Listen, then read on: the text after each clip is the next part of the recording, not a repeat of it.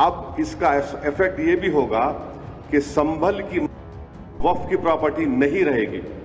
मैं direct challenge कर रहा हूं भारत के प्रधानमंत्री को कि आप, मेरा सवाल आपसे है, आप जब अमेंडमेंट ये ला चुके हैं, कानून बना चुके, तो क्या संभल की मस्जिद वक्फ की प्रॉपर्टी रहेगी? सपोर्टिंग पार्टीज, चाहे वो टीडीपी हो,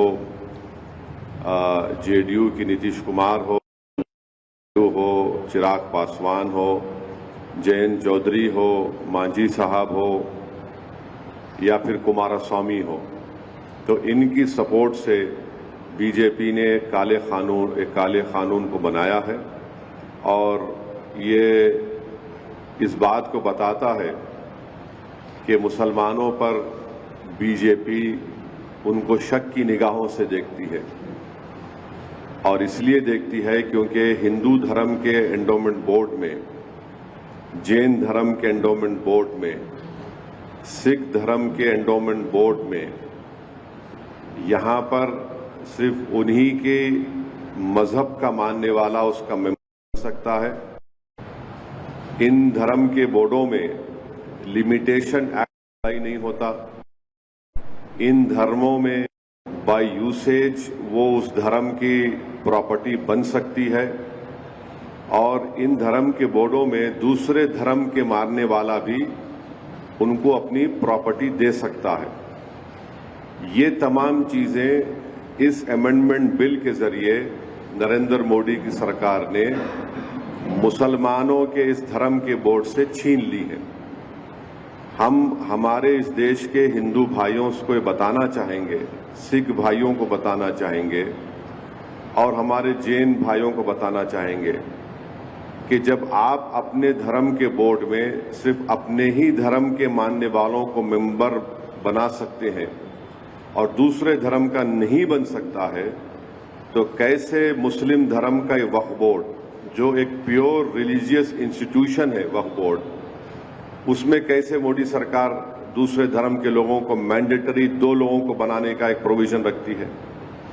और जब आपके पास लिमिटेशन एक्ट अप्लाई नहीं होता है, जिसके जरिए से अगर हिंदू एंडोमेंट बोर्ड की प्रॉपर्टी पर, जैन धर्म की प्रॉपर्टी के ऊपर, गुरुद्वारा प्रबंधक कमेटी की प्रॉपर्टी के ऊपर अगर कोई नाजायज कब्जा करता है तो उसको आप कभी भी निकाल सकते हैं।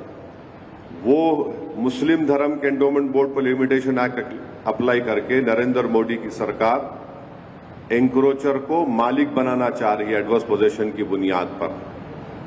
और फिर आर्टिकल 26 के तहत हर रिलीजियस डिनोमिनेशन को अपने रिलीजियस चैरिटेबल ऑर्गेनाइजेशन बनाने का इख्तियार मिलता है, उसको एडमिनिस्टर करने का इख्तियार मिलता है और मूवेबल और इमूवेबल प्रॉपर्टीज को हासिल करने का इख्तियार मिलता है।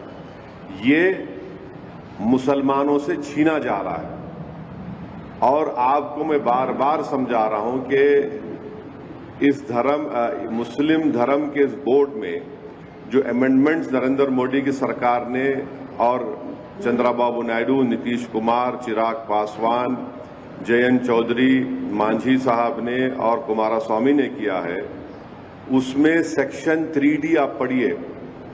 सेक्शन 3D को जब पार्लियामेंट में ये बिल डिबेट हो रहा था, उसको बुज़दिली से अमेंडमेंट को पेश किया गया और अमेंडमेंट क्या बोलता है कि जो भी मस्जिद, दरगाह, खानखा, आशुरखाने, इमाम बाड़े लॉजिकल ऑफ इंडिया के रहेंगे, अब ये बिल होने के बाद उनका register as a Waqf property नहीं।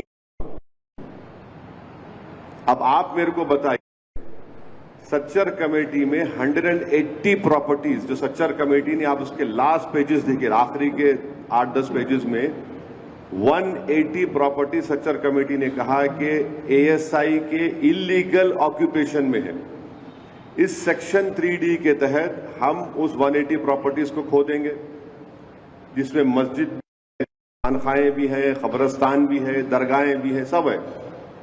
अब इसका इफेक्ट ये भी होगा कि संभल की वक्फ की प्रॉपर्टी नहीं रहेगी।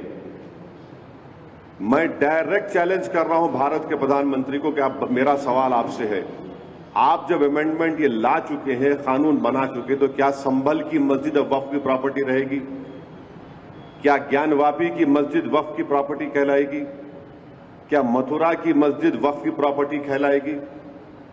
अगर आप ये वीडियो YouTube पर देख रहे हैं तो हमारे चैनल को सब्सक्राइब कर बेल आइकन दबाएं और Facebook पर देख रहे हैं तो हमारे पेज को लाइक करें।